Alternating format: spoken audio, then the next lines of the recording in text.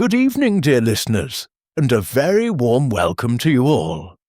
Wherever you are tuning in from tonight, maybe cozied up in bed, listening from your favourite quiet corner at home, or perhaps relaxing somewhere peaceful with the world fading away outside.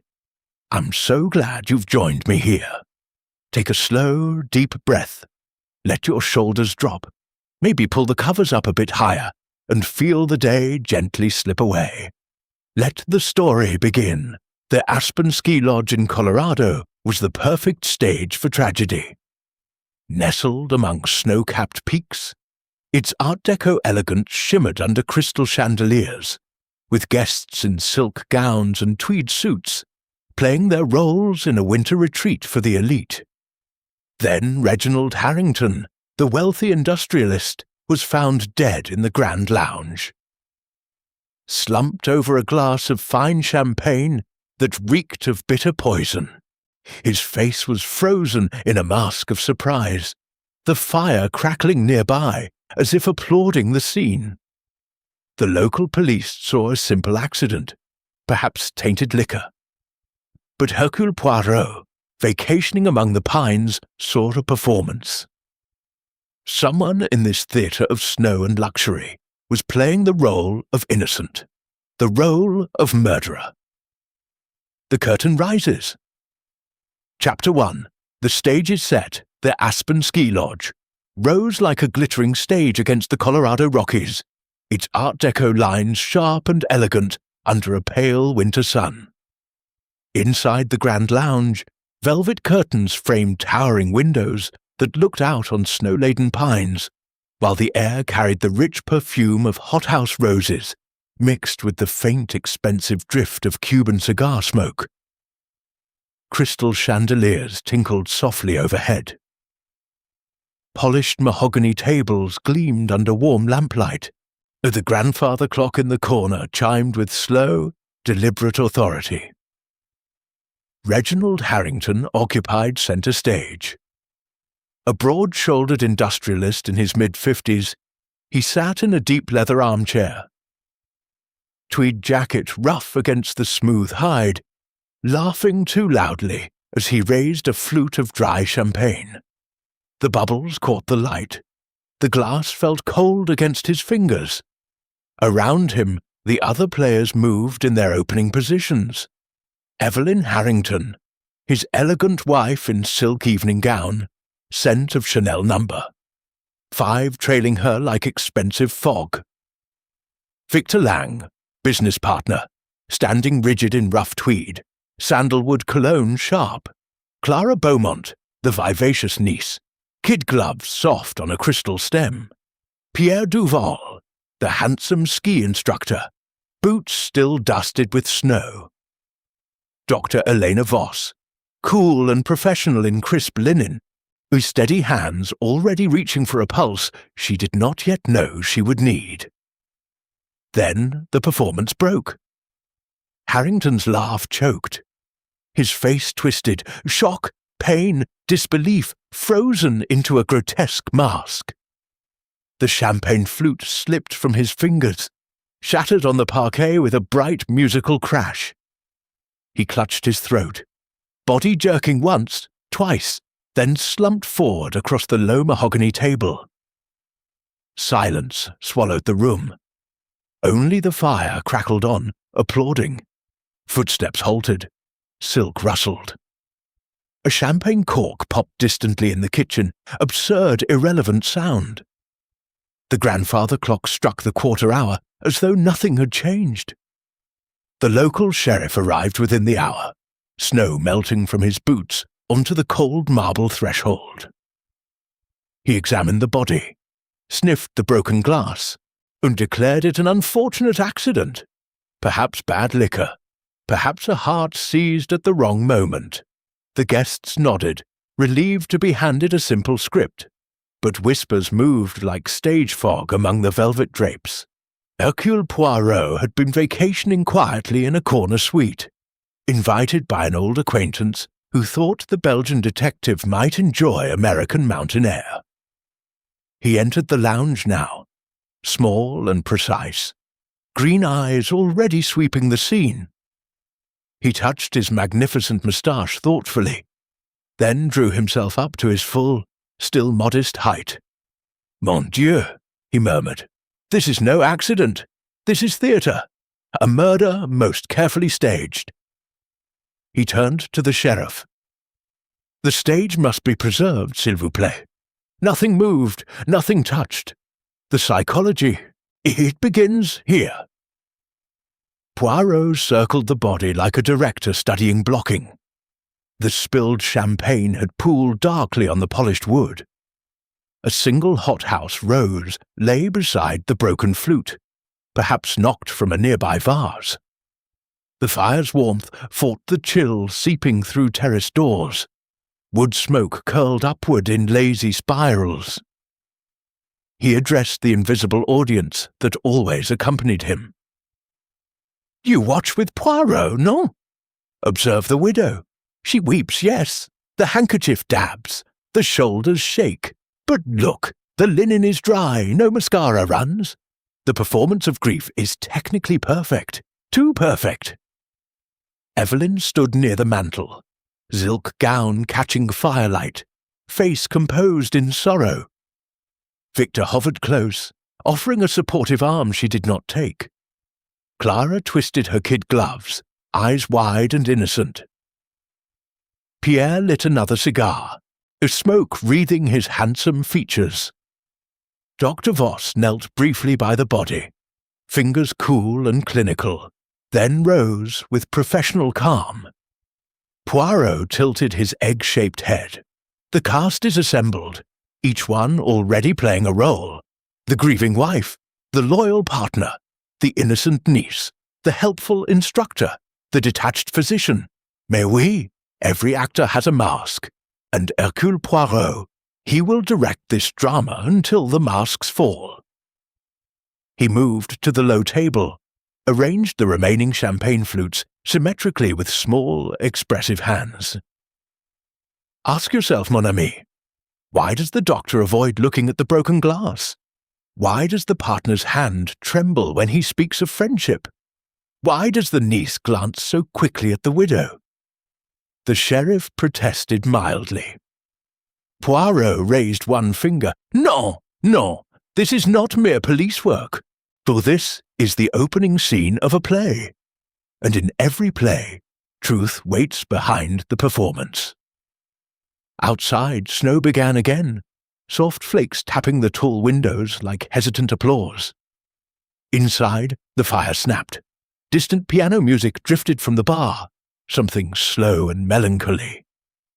The scent of strong continental coffee rose from the kitchen as staff tried to steady nerves with trays.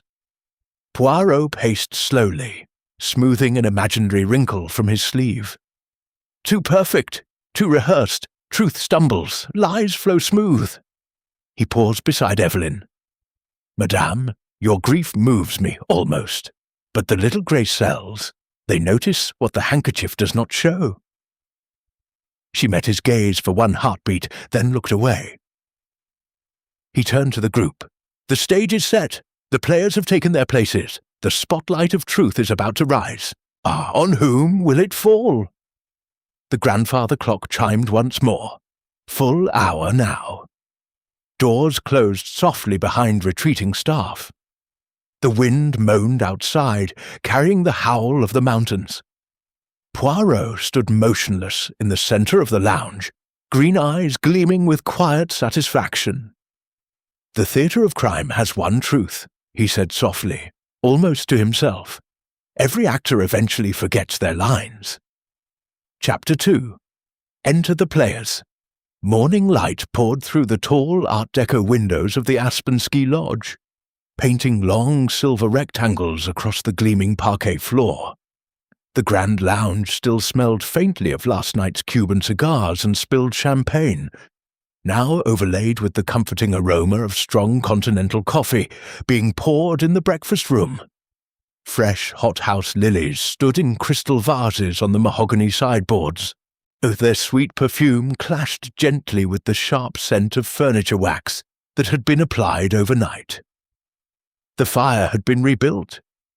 Its crackle provided a steady, almost theatrical underscore to the uneasy silence.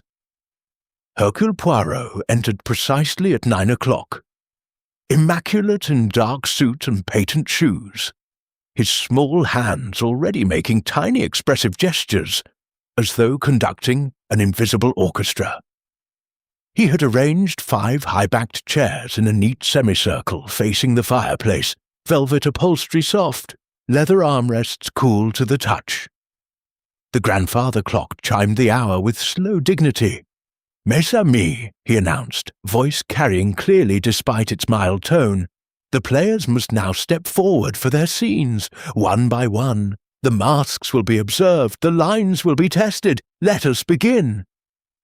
First came Evelyn Harrington, as she glided in, wearing a charcoal silk morning dress that rustled softly against her legs. The expensive Chanel perfume she always wore arrived a moment before she did. She sat, crossed her ankles with practiced elegance, and accepted the coffee cup Poirot offered. Her fingers, long, manicured, trembled only once when she raised the porcelain to her lips. She spoke of Reginald's final evening. Laughter, toasts, a sudden headache he had dismissed. Her voice remained beautifully modulated, sorrow wrapped in composure, like tissue around crystal. Poirot listened, head tilted, green eyes bright. "Observe, mon ami," he murmured as though to an invisible companion beside him. "This actress plays grief with exquisite control." The pause before she mentions his name, the slight lowering of lashes, perfect. But notice, the cup returns to the saucer without the smallest clink. No tremor reaches the fingertips. Interesting, no? Evelyn's alibi was simple. After Reginald retired early, she had taken a brief walk along the lit terrace path, breathing the cold night air, then returned to read by the fire until she retired. No one had seen her return. Next entered Victor Lang, the business partner moved like a man accustomed to commanding rooms. Rough tweed jacket, sandalwood cologne sharp enough to cut through the coffee steam. He refused the offered chair at first, preferring to stand near the mantel, one hand resting on the cold marble. He performed loyalty with vigour, long partnership, shared triumphs, Reginald like a brother. Yet when Poirot gently asked the precise time of their last private conversation, if Victor hesitated for exactly 2 seconds too long. "The mask slips. Did you catch it?" Poirot said softly, almost to the fire. This man speaks of friendship, yet his knuckles whiten against the mantel when the question turns to money. Victor's timeline shifted twice during the telling. First 11:15, then 11:30. A small thing, a dangerous thing. Clara Beaumont followed, almost skipping in her attempt at youthful brightness. Kid gloves clutched in both hands, twisting nervously. She smelled faintly of rosewater and nervous sweat. She played innocence with wide eyes and quick, breathless sentences. How much she loved her uncle, how she could never imagine anyone wishing him harm. But when Poirot asked whether she had noticed any tension between Reginald and Victor the previous afternoon, her gaze darted once, very quickly, toward the doorway where Evelyn had exited moments before. "You watch with Poirot, no?" he whispered to the air. "You see how the glove twists tighter? The body confesses what the mouth denies." Pierre Duval came next, boots still carrying a trace of morning snow. He lit a thin cigar, almost immediately, the blue smoke curling upward like a stage effect. He performed helpfulness. He had offered Reginald skiing tips earlier that day, carried his skis back to the lodge, noticed nothing unusual. Yet when Poirot inquired about a particular ski pole that had been borrowed, and later found near the body, Pierre's cigar hand paused mid-gesture. "Ask yourself," Poirot said quietly, Why does this helpful instructor suddenly speak faster? Truth does not hurry. Lies do. Dr. Elena Voss concluded the morning's scenes. As she entered in a crisp white blouse and dark skirt, every movement measured. Her cologne was light, medicinal, sandalwood undertones. She described examining the body. Dilated pupils, froth at the lips, unmistakable signs of a fast-acting poison. She insisted it could have been accidental. Contaminated champagne, perhaps a bad bottle from the cellar. Her voice never wavered. Her hands remained perfectly still. Poirot studied her longest. This actor plays confidence, he observed aloud. But observe the eyes, mon ami. Fear performs as detachment. The pupils are not dilated from poison. They are dilated from something else. Between interviews, the lodge hummed with subdued life. Staff moved silently on soft-soled shoes. Champagne corks popped in the distant kitchen. Rain, unusual for midwinter, tapped against the tall windows like impatient fingers. The fire snapped. Wood smoke drifted. Poirot paced slowly before the semicircle of the empty chairs, smoothing an imaginary wrinkle from his sleeve. Ah, but you say Poirot reads too much into tiny gestures. He made a small Gallic shrug. Bear with me. The careful observer, and you are becoming careful, mon ami, will notice how each performance contradicts another. The widow's solitary walk, unseen, the partner's shifting hour, the niece's stolen glance, the instructor's hurried words, the doctor's too perfect calm. He stopped, turned toward the invisible audience. Consider the psychology. What role does each person need to play right now? Grief, loyalty, innocence, helpfulness, detachment. And why does truth never need rehearsal, while lies flow so very smoothly? Outside, snow began again, soft and relentless, burying footprints on the terrace. Inside, the grandfather clock struck 10. Doors closed softly behind departing servants. Poirot stood alone in the centre of the lounge, green eyes gleaming with quiet intensity. Every actor has taken their mark, he said softly. But who played truth, and who played lies? Chapter 3. The First Act. By mid-morning the snow had thickened, sealing the Aspen ski lodge inside a white cocoon. No new guests could arrive. No one could leave. The grand lounge felt smaller now, the tall Art Deco windows framed with frost, the outside world reduced to swirling flakes that tapped insistently like an impatient stage manager. Inside, the air was warm and heavy, wood smoke from the rebuilt fire, lingering traces of Cuban cigars, and the sweet breath of fresh lilies arranged in crystal vases on every polished mahogany surface. Strong continental coffee steamed in porcelain cups. Its bitter taste grounded the guests as they tried to pretend the morning was ordinary. Hercule Poirot moved among them like a director adjusting lighting, before the curtain rose again. He had summoned the entire cast back to the semicircle of velvet chairs. This time there would be no private scenes. The first act would play out in public. Mes amis, he began, standing before the fireplace so the flames silhouetted his small, precise figure. We have heard the opening lines. Now we deepen the performance. Alibis will be tested. Contradictions will appear like missed cues. And somewhere, perhaps today, a mask will crack. He started with Evelyn Harrington. She sat very straight, the silk morning dress the colour of winter smoke, Chanel perfume still perfect. Poirot asked her to describe once more the exact path of her terrace walk the previous night. She answered smoothly, along the lit balustrade, past the stone benches, back through the side door near the library. But when he produced a small sketch of the lodge grounds drawn by the night porter, she hesitated. The side door near the library was locked after 10 o'clock, Poirot said gently. The porter is certain. Yet you say you returned that way. A small thing, but small things are the first cracks in any performance. Evelyn's fingers tightened on the armrest. For one heartbeat, the composed mask flickered. Jaw clenched, eyes darted to Victor Lang seated beside her. Next, Poirot turned to Victor. The partner had recovered his bluff confidence. He spoke again of brotherhood, shared deals, unbreakable trust. But Poirot produced a telegram delivered that morning, retrieved from the lodge office. It was dated 2 days earlier.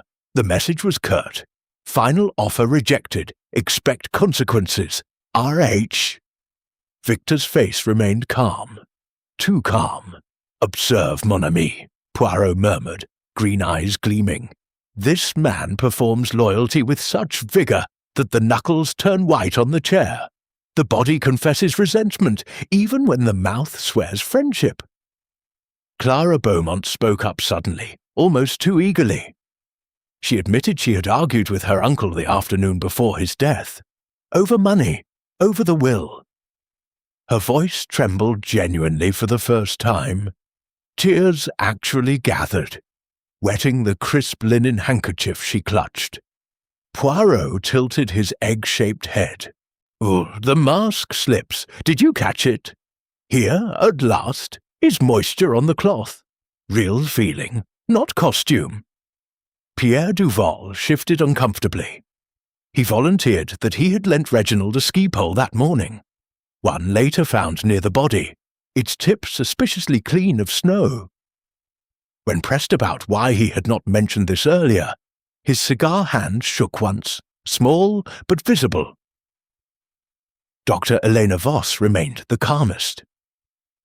She reiterated that the symptoms pointed to a fast neurotoxin, possibly strychnine or something similar.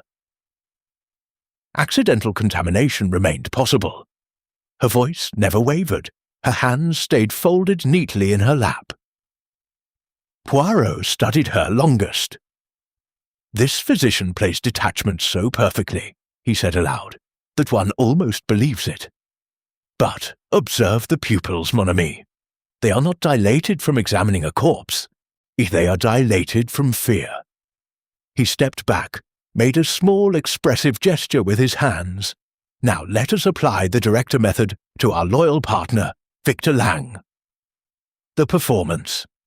He stands tall, voice steady, recounting decades of friendship with practiced warmth, gestures open and generous. The tell, but observe. The hands grip the armrests too tightly. The leather creaks under pressure. When he smiles, the jaw muscle twitches once, betraying strain. The psychology. I'm reminded of the case on the Blue Train, where a man performed unbreakable camaraderie so convincingly that even seasoned travellers accepted his grief at face value. He had rehearsed every consoling phrase, practiced the exact pressure of a handshake, the precise angle of a sympathetic head tilt. Yet he made one fatal error. When the victim's name was spoken, he reached for his cigarette case with fingers too steady. A truly shocked man fumbles. The body knows grief before the mind can script it. The little grey cells understand this eternal truth. The performance may be flawless, but physiology cannot lie forever. Therefore, this partner knew of trouble long before the champagne was poured. His loyalty is costume. You see it now, no? The theatre already trembles. A brief silence followed. The fire snapped.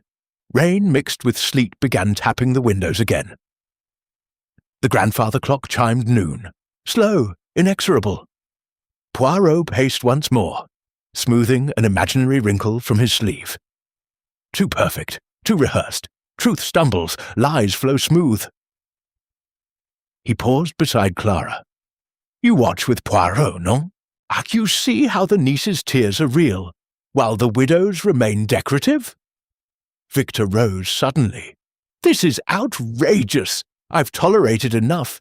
Poirot raised one finger. "Patience, monsieur. The first act is nearly finished, and already some masks have cracked." He turned to the invisible audience that always attended him. "Ask yourself, why does the doctor's calm feel like armor? Why does the instructor hurry his helpfulness? Why does the partner protest too loudly?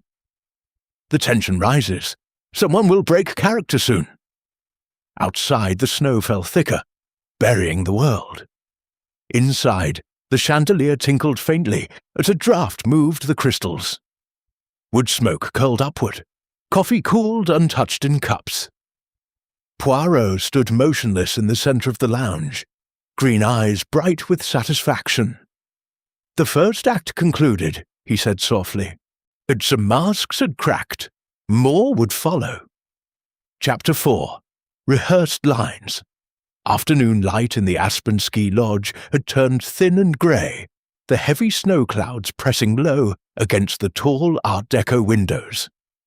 Inside the grand lounge, the fire burned steadily, sending wood smoke curling upward to mingle with the faint sweetness of wilting hothouse lilies and the sharp polish of mahogany furniture.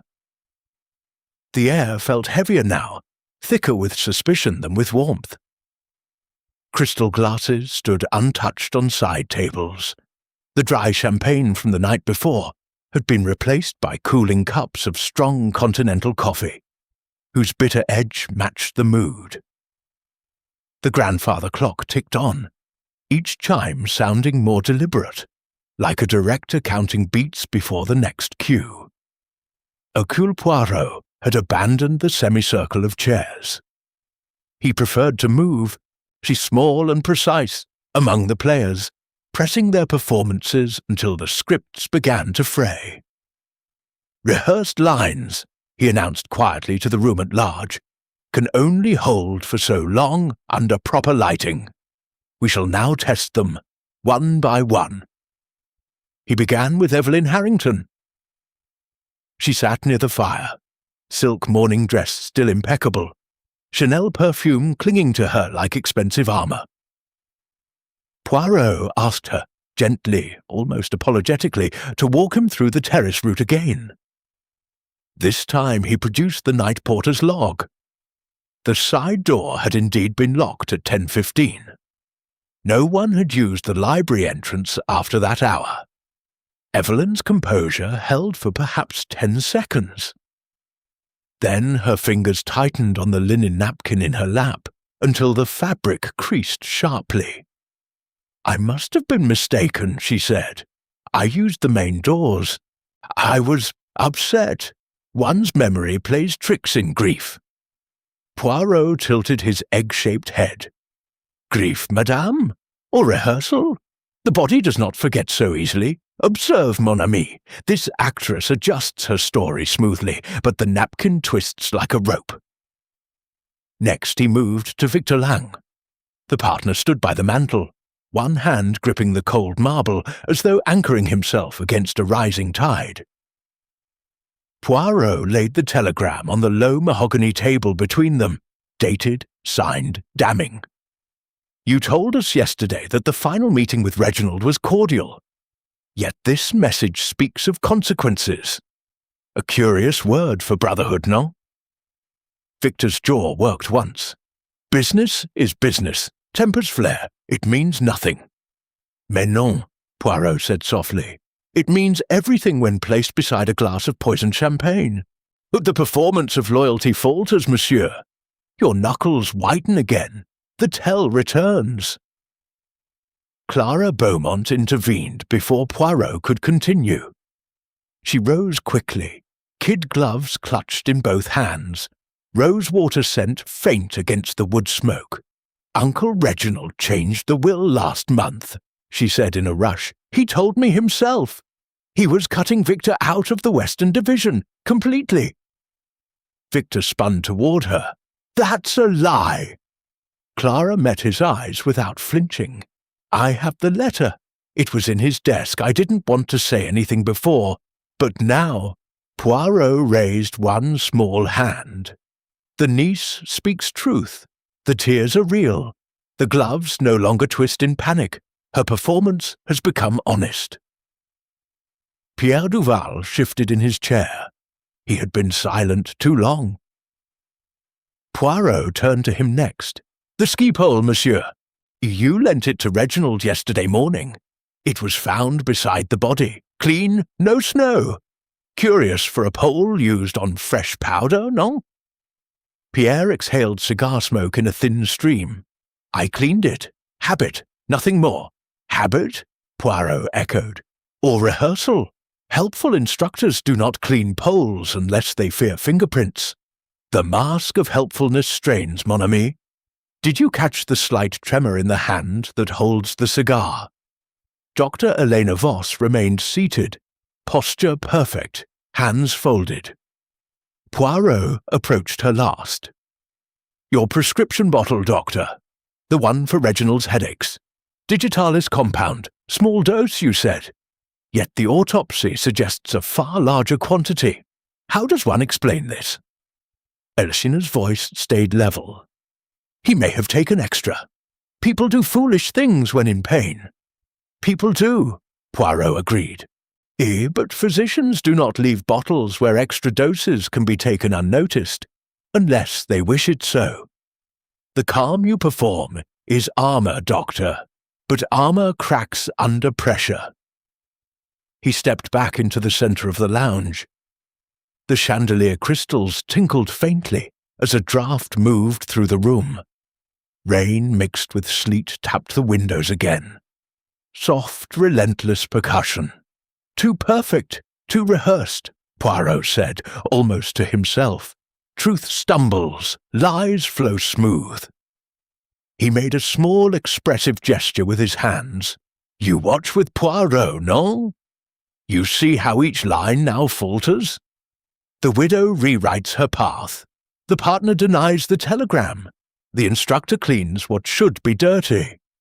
The doctor shrugs at dosage, and the niece, the niece at last speaks without script." Victor took a step forward. "This is intolerable. I demand—" "You demand nothing," Poirot cut in, voice mild but final. "You perform, but the script fails. The audience, the little grey cells, grows restless." A tense silence followed. The fire snapped. Coffee cooled in forgotten cups. Doors closed softly somewhere down the corridor as staff retreated. Poirot paced once more, smoothing an imaginary wrinkle from his sleeve. "Ask yourself, mon ami, why does loyalty protest so loudly? Why does helpfulness hurry to explain? Why does calm refuse to look at the bottle? The tension rises. The rehearsed lines are cracking. Truth needs no rehearsal. Truth simply is." He stopped, green eyes gleaming in the firelight. "Consider the psychology. When a role is threatened, the actor doubles the performance. Louder voice, steadier hands, smoother lies. Yet the body betrays. A clenched jaw. A whitened knuckle. A glance too quick. These are the cues the careful observer, and you are becoming careful, mon ami, must never miss." Outside, the snow fell thicker, burying the terrace completely. Inside, the grandfather clock struck 4. Slow, inexorable. Poirot stood motionless for a long moment, then spoke so softly only the fire seemed to hear. Rehearsed lines began to falter. The script was failing. Chapter 5. The Mask Slips. Twilight crept early over the Aspen ski lodge, the heavy snow clouds swallowing the last grey light. Inside the grand lounge, the fire roared higher now, its crackle sharp and insistent, throwing long shadows across velvet curtains and polished mahogany. The air hung thick, wood smoke blending with the fading sweetness of hothouse lilies and the sharp bite of Cuban cigar smoke that still clung to Pierre Duval's jacket, and the ever-present Chanel perfume trailing Evelyn like expensive regret. Crystal flutes stood empty on side tables. Someone had opened a bottle of dry champagne earlier, but no one touched it. The grandfather clock struck 6 with slow, ominous chimes. Hercule Poirot had summoned them all again. No semicircle this time. He let them stand or sit, as instinct guided, scattered across the room like actors caught mid-scene when the lights snap on too bright. He moved to the centre, small frame rigid with purpose, green eyes gleaming like stage spots. "Mes amis," he said quietly, "we reach the moment every performance dreads. The mask can no longer be adjusted. It will fall, completely." He turned first to Pierre Duval and Dr. Helena Voss, and they stood close together near the tall window, snowflakes tapping the glass behind them like nervous fingers. Poirot produced 2 small items from his pocket: a folded note in Pierre's handwriting and a pharmacy receipt in Elena's neat script. Both dated the same day Reginald died. "You shared more than alibis," Poirot said gently. "You shared a secret, an affair. Reginald knew. He used it. Blackmail, no? A small pressure here, a larger one there. The helpful ski instructor and the calm physician, both performing roles to protect what they hid." Pierre's cigar dropped to the carpet. He made no move to retrieve it. His handsome face crumpled. The confident mask shattered like thin ice. "I didn't kill him," he whispered. "I hated him, but I didn't—" Eleanor's composure broke next. She pressed one hand to her mouth. Tears came suddenly, as real and unchecked. Mascara streaking dark lines down her cheeks. Unlike Evelyn's dry, perfect sorrow of the first night. "We were going to leave," she said, voice cracking. "After the season. Reginald found the letters. He threatened to ruin us both. My license, Pierre's reputation. But poison? Mon Dieu, no." Poirot tilted his head, studying them. "You watch with Poirot, no?" he murmured to the invisible audience. "You see how the hands tremble now? No rehearsal left, only truth spilling out." He turned next to Victor Lang. The partner had backed toward the mantel, gripping the cold marble until his knuckles blanched. Poirot stepped closer. "Your loyalty was magnificent theatre, monsieur. But the telegram spoke of consequences. The changed will cut you out, and you were seen by Clara, arguing with Reginald in the library at 11 o'clock. Not 11:30. Not cordial, furious." Victor laughed once, short, bitter. "You think I poisoned my oldest friend over money?" "I think," Poirot said softly, "you poisoned him because the mask of brotherhood could no longer contain the hate beneath." Evelyn rose suddenly from her chair. Silk rustled sharply. "Enough!" she cried. "This is monstrous! Reginald was my husband!" Poirot turned to her, small hands making one expressive gesture. "Madame, your grief has been a costume from the first moment. Dry handkerchief, steady hands. No tears that matter, but tonight we see beneath."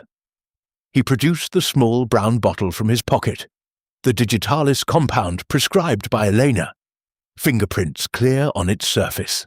"Your prints, madame, not Elena's. You took extra doses. You poured them into his champagne while the rest of us toasted. You performed the devoted wife so well that no one looked twice when you refilled his glass." Evelyn swayed. For the first time the mask slipped entirely. Jaw slack, eyes wide with something raw and terrified. In the director method, Poirot analyzed her collapse. The performance. She had wept on cue, dabbed dry linen, modulated sorrow into something beautiful and controlled. The tell, but observe, even now as the truth strikes, her hands remain almost steady. No wild clutching, no collapse to the floor, calculated to the end, except for the single moment when her gaze flicked to the broken flute still lying where it fell 2 nights ago. The psychology. I recall the case of Mrs. Inglethorpe at Styles, where a woman performed devastation with such artistry practiced sobs, rehearsed trembling, that suspicion passed her by for days, as she had studied mirrors, timed every sigh. Yet she erred.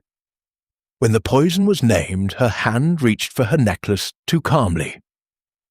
True shock scatters.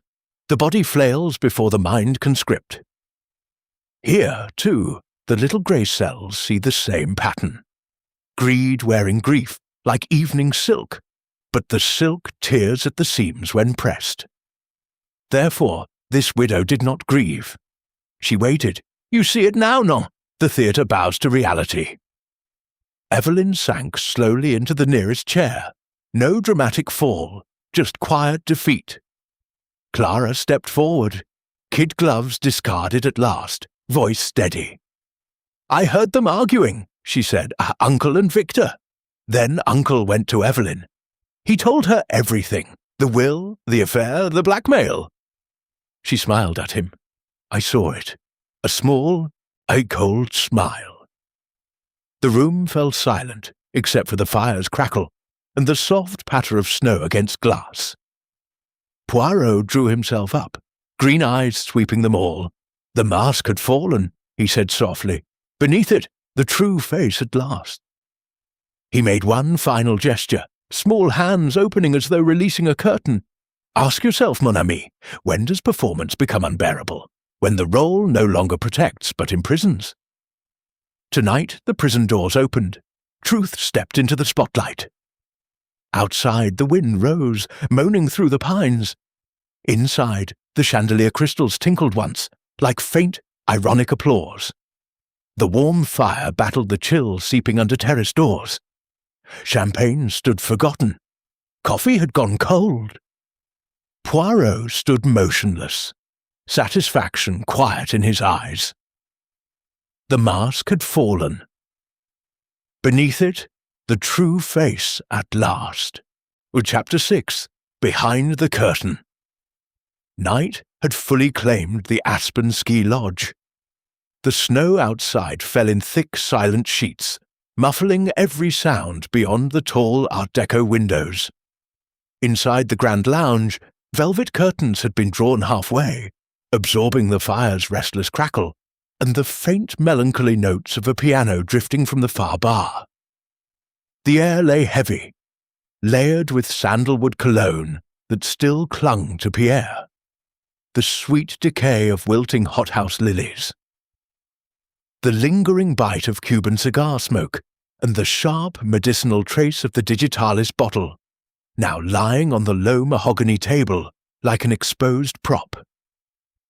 Crystal glasses stood empty. The champagne bottle from 2 nights earlier remained untouched, its label curling slightly in the warmth. The grandfather clock struck 8 with slow, deliberate strokes. Hercule Poirot moved quietly among the cast, no longer the gentle questioner. Tonight he pulled back curtains, literal and figurative, revealing the backstage of every relationship.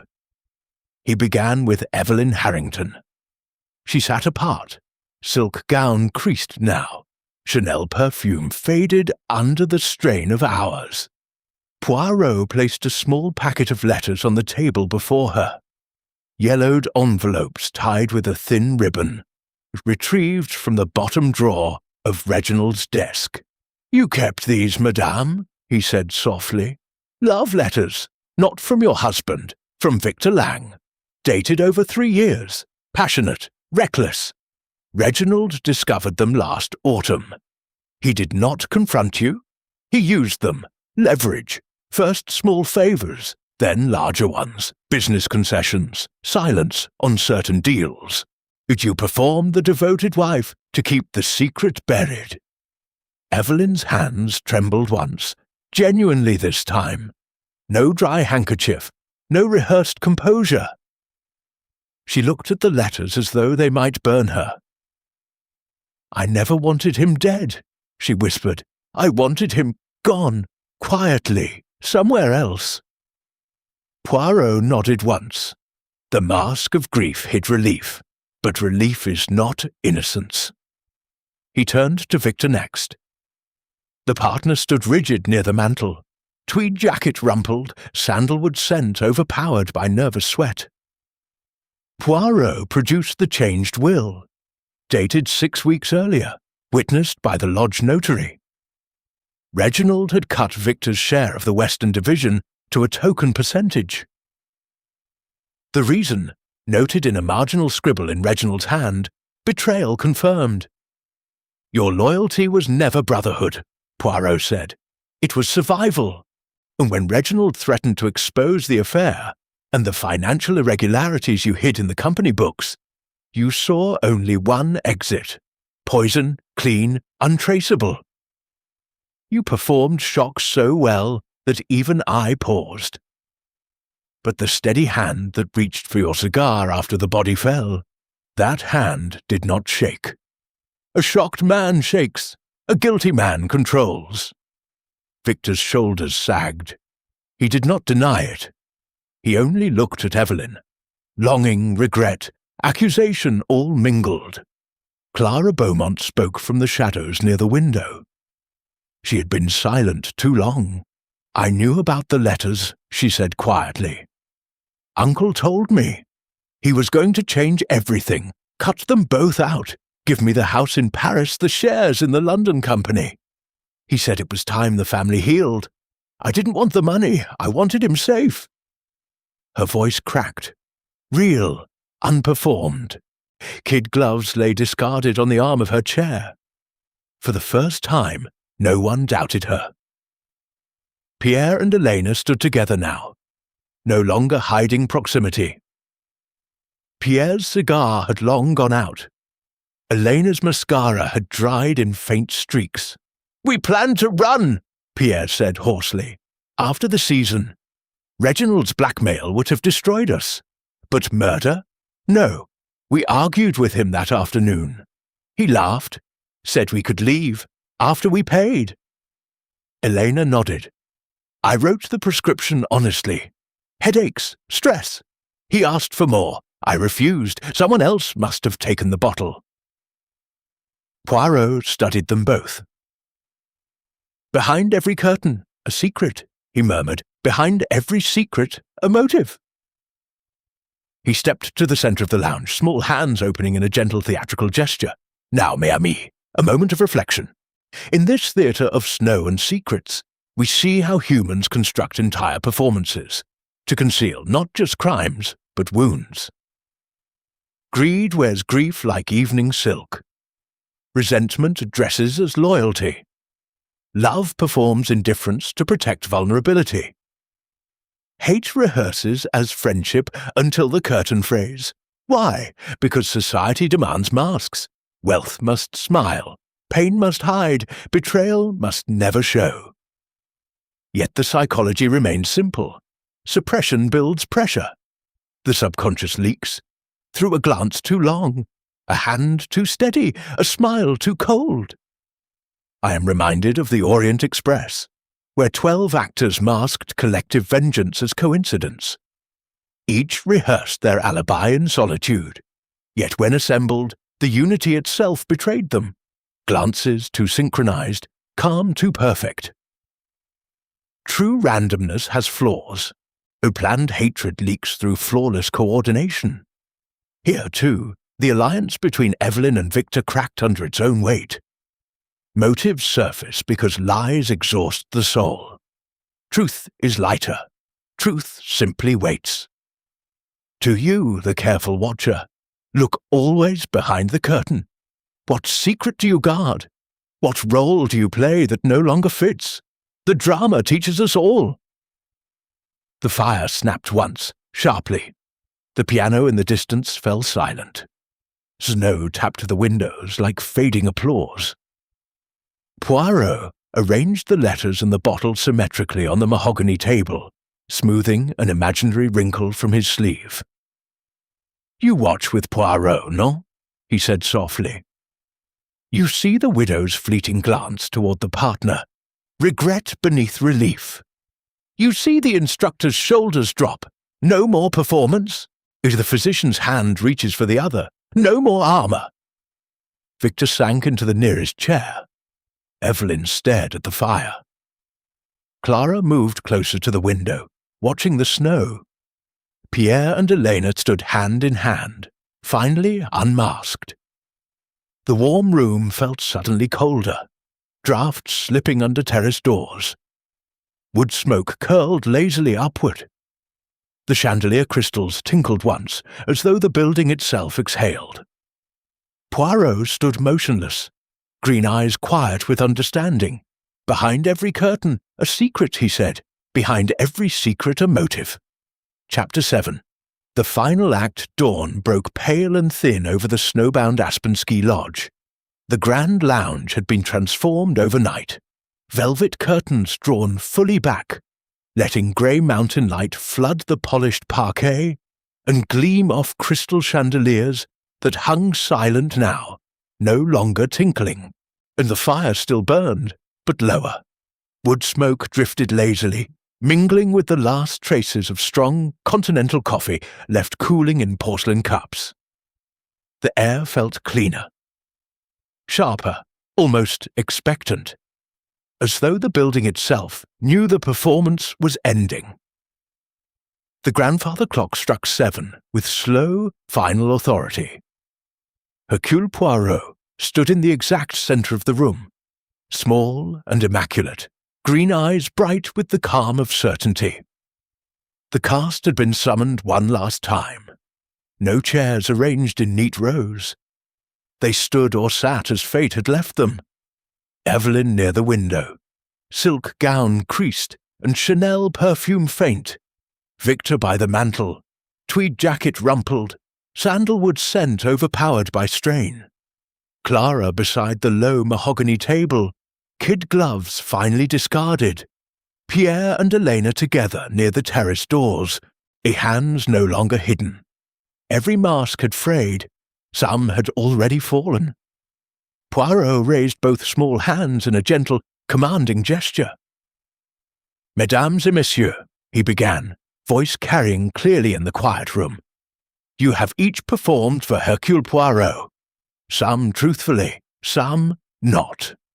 The curtain has risen on every secret. Now it is time for the final review of the performances.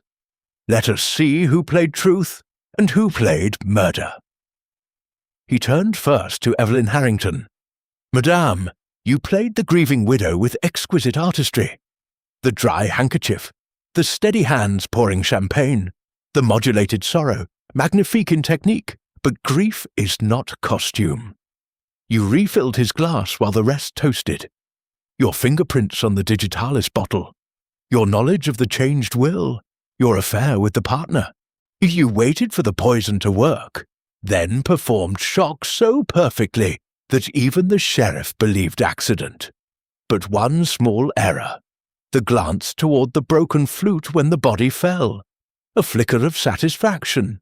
The mask slipped there. Evelyn sank slowly onto the nearest chair. No protest, only silence. Poirot moved to Victor Lung. "You, monsieur, performed the loyal friend, the outraged partner, the helpful witness offering every detail. Bravo! But loyalty does not lie about the time of the last argument. It does not conceal telegrams promising consequences. It does not reach for a cigar with steady fingers moments after the oldest friend dies. You poisoned the champagne knowing the will had cut you out.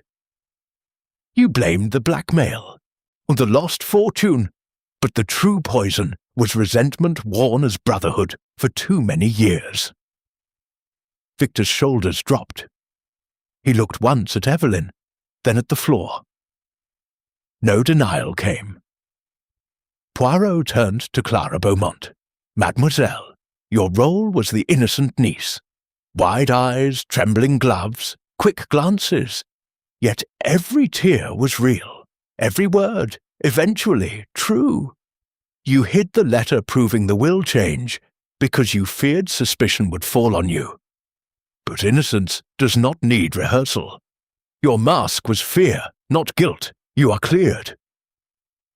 Clara exhaled, a small sound of